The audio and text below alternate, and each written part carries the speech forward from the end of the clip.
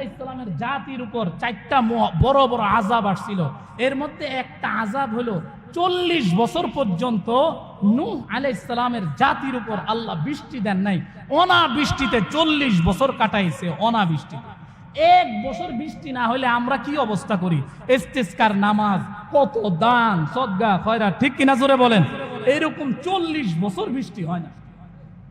মুসা নূহ আলাইহিস সালামের জাতিরা যায়, নূহ আলাইহিস সালামের জাতিরা এবার সিদ্ধান্ত নিল, আল্লাহ আমাদেরকে 40 বছর পর্যন্ত বৃষ্টি দিতেছে না, হায় রে আমাদের কি উপায় না জানি, আল্লাহ নিশ্চয়ই আমাদের উপর রাগ হয়েছে, চলো আমরা নবী নূহের কাছে যাই। নূহ আলাইহিস সালামের সমস্ত জাতিরা নূহ আলাইহিস সালামের কাছে আসছে, আয়েশা বলতেছে, ও নূহ, আমরা অন্যায় করছি, অপরাধ করছি, একটু আল্লাহর কাছে দোয়া করেন, আল্লাহ যেন আমাদের কাছ থেকে এই আযাবটা সরায় নেয়, আল্লাহ কোন কারণে আমাদেরকে মাফ করে দিবে, একটু আল্লাহরে জিজ্ঞান।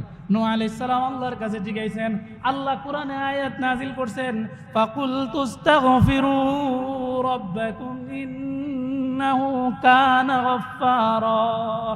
ও নূহ, আপনি আপনার জাতিকে জানাই দেন তারা যাতে আমার কাছে ইস্তিগফার করে, আস্তাগফিরুল্লাহ আস্তাগফিরুল্লাহ আস্তাগফিরুল্লাহ, তারা যদি তওবা করে আর গুনাহ করবে না।